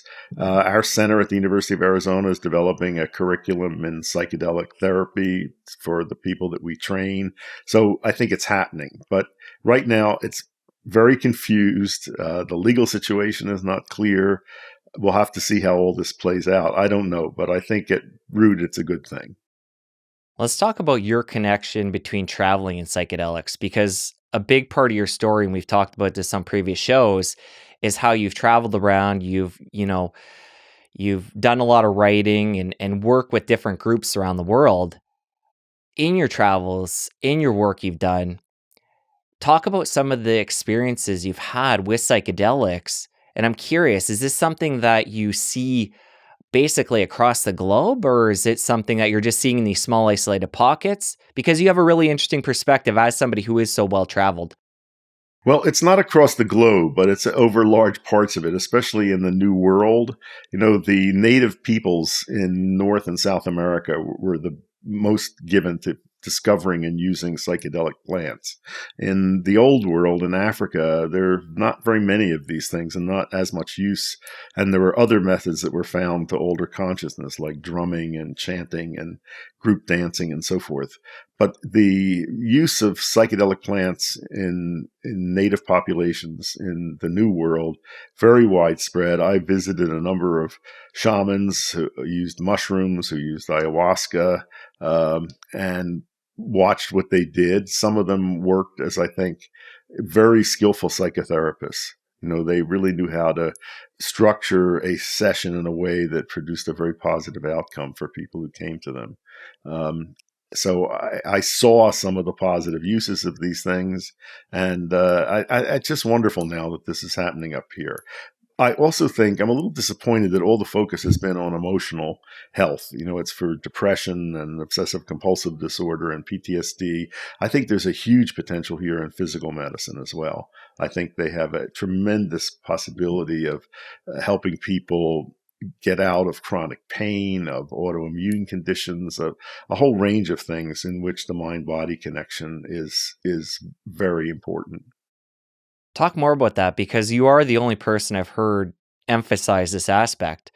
Is it the fact that it's altering consciousness and the way people think about the physical condition that they're experiencing? So does it, basically what I'm getting at, is it through the mind that it's impacting the body, or is it a direct response of the plant medicine on the body itself? Maybe it's both, but I think that the effect on the mind is probably the more important. Even if you look at how opioids deal with pain, they don't block the perception of pain. If you talk to somebody who you haven't given them so much that their mind is fuzzy and ask them what they're experiencing, people often say, well, the pain is still there, but it doesn't bother me. Or it's as if it's happening to someone else. So clearly that's working on what's called the secondary perception of pain, not the primary reception of it. So I think that applies to a lot of things, that things are happening in the body, but there's latitude as to how they're interpreted in the mind. And that I think psychedelics can give you a glimpse of the possibility of perceiving what's going on in your body in a different way. And once you see that that's possible, then you can figure out ways of making that happen more of the time. And what are your thoughts about using physical modalities, whether it be, you talked about chanting, I think, and drumming, which got me thinking about, say, something like dance, and using your physical body as a tool to impact the mind. So basically, yeah, unlocking different aspects of the mind by moving the physical body in certain patterns and rhythms through, say, dance. I think that's been used throughout history in many different cultures, whether it's dance, group dancing, chanting. I mean, many, many ways of doing this in different cultures. But I think lots of people have experimented that, and I think it's very real. I'll tell you one story. I was once at the Field Museum in Chicago, and I worked with the botanical staff there, and there was a night for donors to come where they put on, a show. And one of them, they had a huge gamelan ensemble, the percussion instruments used in Bali.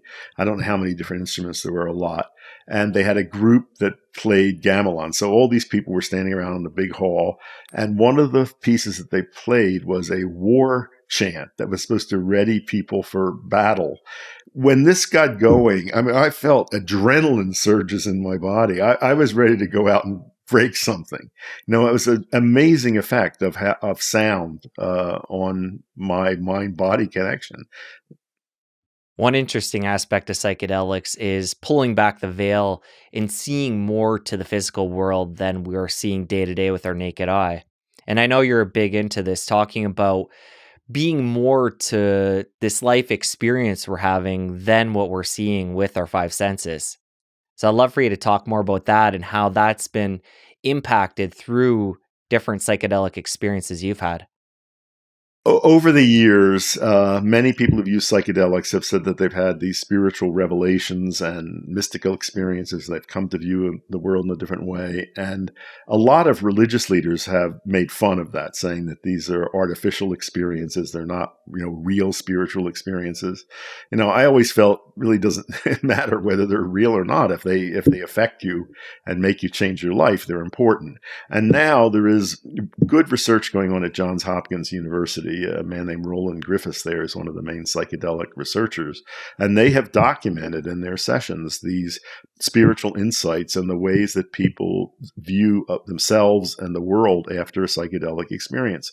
This is part of why I say I think there is a potential of these things to turn consciousness around. One of the experiences that I've had on psychedelics is just a real sense that my consciousness is continuous with everything. That obviously my dogs are conscious, but I perceive plants to be conscious. I even perceive rocks and mountains to be conscious. There's some basic energy that's in me, that's in everything. And that way of seeing the world is very different from the way that conventional science would have to see it. And these experiments at Johns Hopkins are documenting that many people who take psychedelics come around to seeing things in this other way. If you see yourself as being connected to the environment in a very real way, then I think you're much more motivated to protect the environment. That's why I say I think the potential here is very great. One thing I think of from time to time is how, as a human being, it would be so ignorant of us to assume that our five senses and the spectrum of those senses Right. is everything that there is. I mean, Well, obviously it isn't. I mean, we perceive such a narrow slice of reality. That's what I'm getting at. Bats hear a lot more than we do. Dogs smell a lot more than me. There's so much more out there. Again, it would be ignorant for us to assume that just what we have is the maximum capacity and that we're taking in the full experience that's happening. I couldn't agree more. And I think also that, when I look back on recent insights, when I was in school, when I was in college, the prevailing belief in science was that there were no other planets. That the solar system was unique, that there were no stars that had planets around them. That was the dogma. And suddenly they're everywhere, and what a change. And even the idea, it's only been since the 1920s that people realized that these fuzzy patches of light out there were other galaxies. That wasn't just all the Milky Way. So our view is constantly expanding. And I think it's got a lot of room to expand further. One interesting aspect of this boom of psychedelics is the fact that a lot of them now are coming to North America, and we can do them in, cities and in these environments that aren't native to the plant medicine. So again, as somebody who's traveled, what are your thoughts on taking these medicines out of their natural environment, the natural ceremony and experience? How big of a piece is that? And can we bring them back into the big cities and still get the same benefits? My guess is we can, but those are complicated questions, including one aspect of it is the whole idea of cultural appropriation. Are we taking things from indigenous societies and not compensating them for taking them? I mean, that's one question. What about people trying to patent these things, which exist in nature? I don't know the answer to that. My guess is that we can recreate the good aspects of these experiences in other settings. And there are ways of doing that here. Although, I wonder when a lot of the people doing psychedelic therapy, you're indoors lying on a couch with headphones, maybe it would be better to be doing this outdoors in a natural setting. Can you share a specific story of when you were in a certain area where this plant medicine was located and you had a really authentic experience that included the environment, included a shaman, and how impactful that was on you going forward? The first time that I took mushrooms, I was in southern Mexico, in Oaxaca, in one of these indigenous villages where the mushroom cults had originated, and I had met a shaman, a woman who gave a mushroom ceremony for me one night. At the time that I was there, this was in 1972, I think. The area had been sealed off because hippies had been coming in here, and the army sealed it off. Anyway, I got through, and so I was a lone gringo in this area where people didn't even speak Spanish. It was just the indigenous language. But there was a formal mushroom ceremony that started at night, and this was a night of a full moon. And these villages are on mountain peaks, connected at that time by very little narrow roads.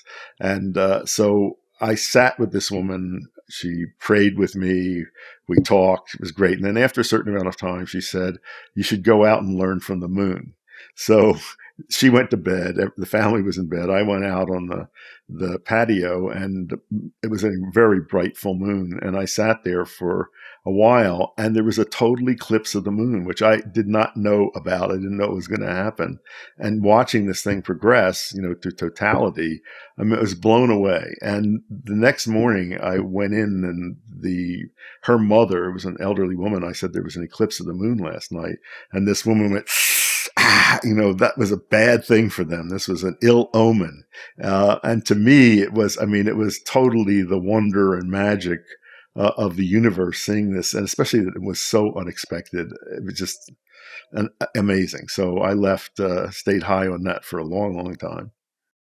As somebody who has had all these different experiences with travel, seeing different parts of the world and experiencing these plant medicines, both those aspects to me seem like they'd be really transformative to consciousness and to the way you see and interact with the world. And you're somebody who, again, has had such longevity in your career, and you live such an interesting life, and almost 80 years old, you're continuing to share your message. How impactful is what I'm getting at here? Do you feel those two experiences specifically have been to expanding your mind and making you the interesting guy that you are? I think they've been very formative, and also have shaped my philosophy of medicine and health. A lot of what I've written about, I really am aware of the magical nature of the universe and reality, and that is a source of great pleasure for me. What does it feel like as somebody who was dipping their toe, not even dipping their toe? I'm not sure how far into the psychedelics you got, but somebody who's experimented, and at that time they were, or at least through part of that journey, because the way I see it, they were more accepted back in the day, and maybe you can talk more to this. And then, psychedelics were basically banned and nobody talked about them for a period of time. So I'd like for you to start talking about that, the evolution of psychedelics and the way that people basically shun them for a period of time. And secondarily, what I was originally getting at is, how does that feel as somebody who was into them when they were taboo, and now seeing them come around, and people in a general sense have this acceptance and this reverence for their potential? Well, it's very gratifying. And I think when I first got into them, there was not yet the repression. There was a period of enthusiasm for them, and there was early research looking at their potential for helping terminal cancer patients become comfortable with with their approaching death, and not have as much pain, and not need as many opioids. There was very fascinating work done with prisoners. Demonstrating the positive potential. Then it all got clamped down on, and there was this long period of repression. And one of the worst aspects of that was that research was blocked on them. So, nobody could get these substances to study them, or look for any of these positive effects.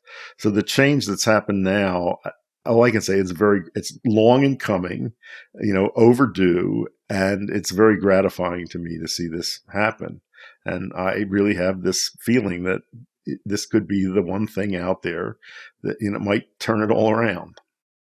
Talk about what that catalyst for change was. They were, on lockdown. You mentioned the research. We couldn't even do research. What what popped the lid off and then brought these back to the forefront? And at what year was this? Was this in the 90s or early No, 2000s? it's more recent than that. It's in the 2000s. I don't know. I don't know what year. I can't give a year for it. Maybe it's that there's some critical mass in society of people now who have had experience of these things. Maybe it's the baby boomers, had a lot of experience with this, now reaching an age where they're influential in society.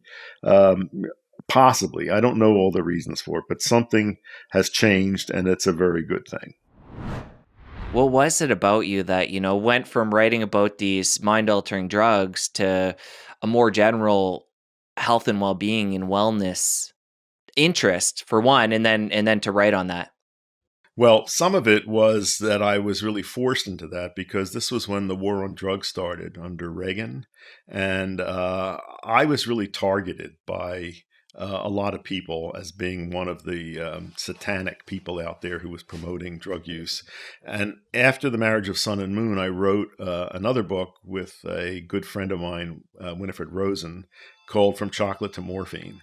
That book was, that said that there are no good and bad drugs; they're just good and bad uses of drugs, and that that really got me into trouble. I mean, there were attempts to ban the book.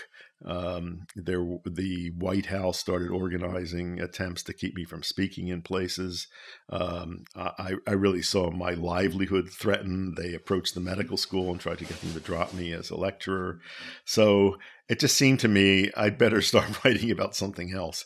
And in fact, I had been, I had collected all this information about different methods of healing, and I had come to my own conclusions about what was not right about medicine. So I wrote that book, and Health and Healing, I think, really lays out the basic principles of what became integrative medicine, and that's what I started talking about.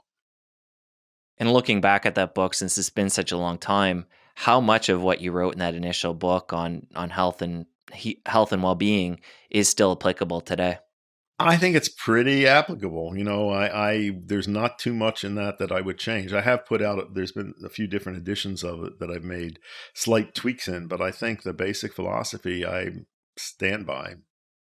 I'm really curious on the longevity of your career. I mean, you've been writing now since the early 70s, and you've not only been writing for so long, you've been writing on different topics that kind of fit within one niche, but you did have that pivot in your writing. What do you think it is about you or the way you went about things that allowed you to do, you be this public figure and share everything you were learning for such a prolonged period of time? Well, I think I've spoken my truth. I don't tell people to do things that I don't do myself, and what I write about comes from my own insights.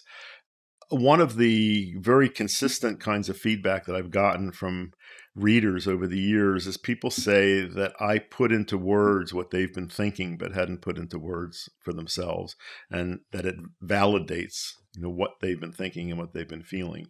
Um, so I mean, that's one possibility, that my writing resonates with people in some way that helps them, makes them feel good. Well, this ties into the longevity of your career. I mean, you're getting older now. You're 79 years old, and you're still sharp as a tack. You're able to, continue to share this message that you've, cultivated and fine-tuned over the years. What do you think it is about, obviously you're living the lifestyle that you're promoting, health and wellness, but what do you think it is specifically that allows you to stay so sharp and continue to have, robust energy and to move forward? I think it's a combination of all sorts of things. I'm sure some of it is genetics, some of it is upbringing, some of it is lifestyle. Um, I have an active mind. I mentioned earlier about that my parents encouraged my curiosity. I remain a very curious person, and I experiment and I try things, and um, I have also a very good bullshit detector, and I hear an awful lot of stuff and read an awful lot of stuff that seems nonsensical to me, and I'm, not afraid to say that. And uh, I look at things out there and see how they could be better, and I want to tell people how they could be better. And I certainly, that was my feeling about medicine. And I guess one of the things I'm most proud of is the success of integrative medicine and the center that I founded at the University of Arizona. We've now graduated over, I think, something like 2,500 people from our very intensive fellowship training, and train all sorts of other people. And a lot of the people that come to us say that they're there because they read one of my books. And they were, a lot of people say they were on the verge of dropping out of medicine, and this gave them, a reason to continue in it. That's very gratifying to hear. I can imagine. And as you've aged, has there been specific things with your health and wellness routine that you've had to change or evolve to continue to stay healthy and robust? Yeah, I don't think my mind has changed, but my body certainly has. And just looking at the kinds of physical activity that I've been into over the years, that's changed a lot. In my 20s, I had a period when I ran. Had a lot of friends who were runners, and I never liked it. And then after a number of years, I got messages from my knees that they didn't like me running, so I changed into riding, into cycling. I used to ride a mountain bike up a canyon that I lived near in outside of Tucson, and I did that every day. And then I got more into walking and swimming, which agree with me more. But so in that, certainly I see that has changed, and I adapt myself to that.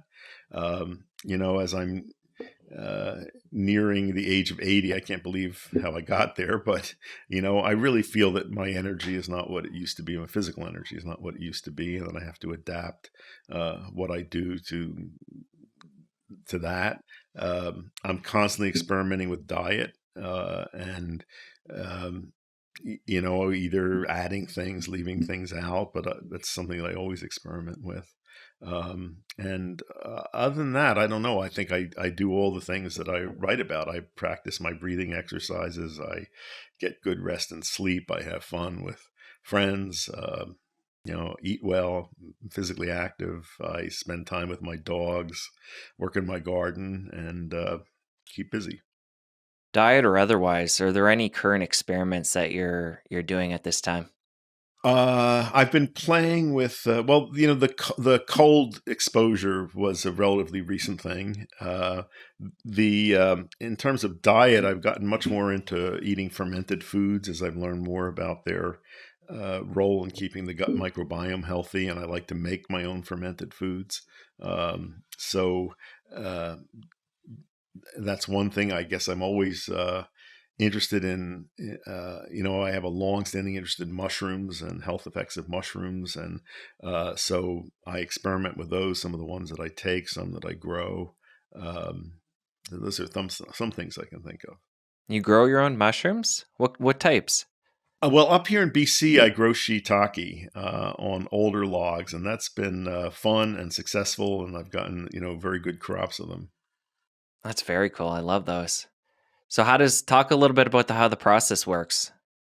Well, you have to have freshly cut older logs of about 4 inches in diameter and maybe 3-4 feet long, and then you drill holes in them in a regular pattern, and you pound into them little wooden dowels that have been impregnated with shiitake culture, seal them with wax, and then you just let them sit for some time, and eventually you see the white mycelium appearing at the ends of the cut logs. And after a time, to initiate fruiting of mushrooms, you soak them in water for 24 hours and take them out, and then over the next week you get mushrooms. And you could do that a number of times before the logs are exhausted. That's really cool. And where do you get the actual shiitake material that you impregnate the logs with? There are many online sources for that, so it's pretty easy to get. Okay. And to kind of round things off here before we part ways, we talked about how you've been able to stay so mentally sharp as you age. What are some of the specific things people can do, whether they are aging or whether they're younger, to help maintain that cognitive sharpness and brain health? I do some word puzzles. I like ones called acrostics, which I find much more interesting than crossword puzzles. I think learning another language is one of the best things you can do for your brain. You don't have to master the language. I think just the attempt to learn it. I'm fluent in Spanish. I've given lectures in Spanish, and as I said, I learned that really not by studying it, by just living. I can get by in German, although I need practice. I'm interested in learning Japanese. I've got a big vocabulary, but I think I'd have to live there for a bit to get it up. But I think that kind of stuff is excellent for the mind. And I read a lot. I don't know, as I said, I'm curious. I'm constantly looking at information and seeing what there is to learn. So, and I think being around people that have active minds and are curious is very good for yours.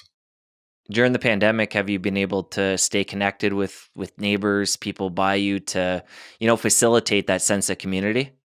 Yeah, I mean, I'm tired of Zoom, frankly. I've done a lot of teaching on Zoom. I much prefer doing that in person, but it's a way of staying connected, and that's been important. What about specific foods when it comes to brain health? Well, I don't know whether you heard this, but growing up, there was this saying that fish is a brain food, and it is. It's mostly because of the fish that have omega-3 fatty acids in them, and one of those, DHA, is a major constituent of cell membranes in the brain. So salmon, sardines, herring, all that.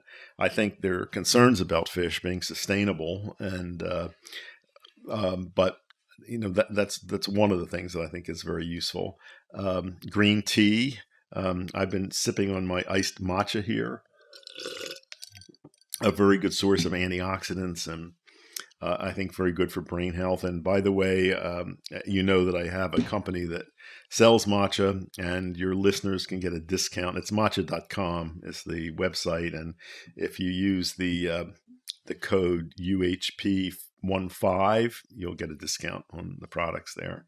I think anything that helps contain inflammation, spices like ginger and turmeric, for example, are very good for brain health because some of the problems that people develop, including Alzheimer's, really begin as inflammatory processes in the brain.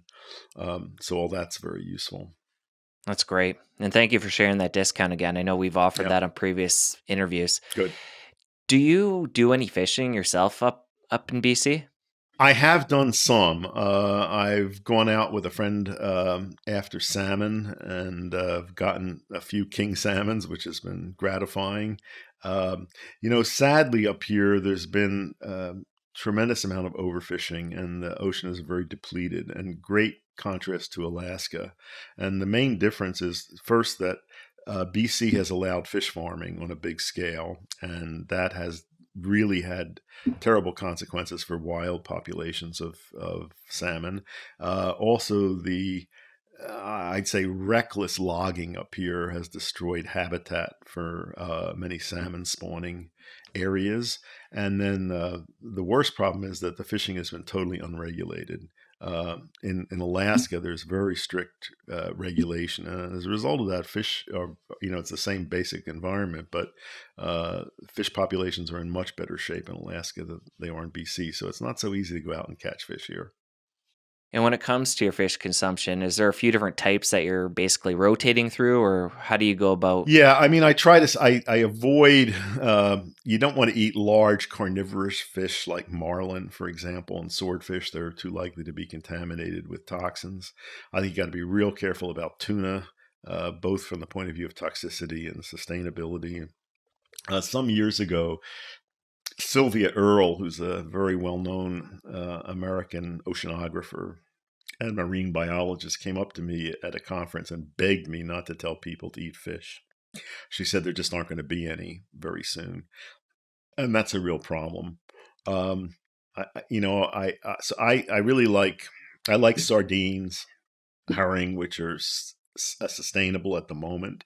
I eat wild salmon, especially sockeye, sablefish, things like that.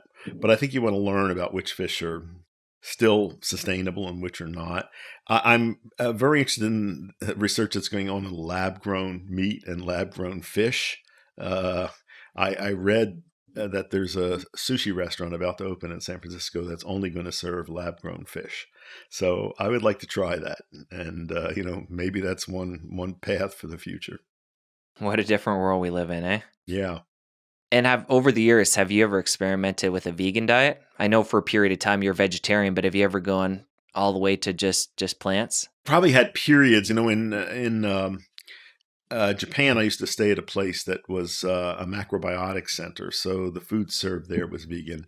For me, I find that difficult. I really like good quality cheese, especially that's the main dairy product that I eat, and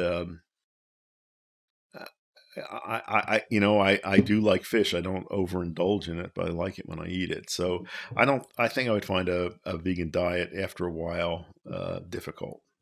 Now that you're done my episode with Dr. Weil, you're going to want to stick around here and catch my chat with Dr. Palmer. He's got a lot more to share about optimizing the mind. I'll see you over there. This is the missing link that we have been searching for when trying to understand mental disorders. It is so obvious. It has been hiding.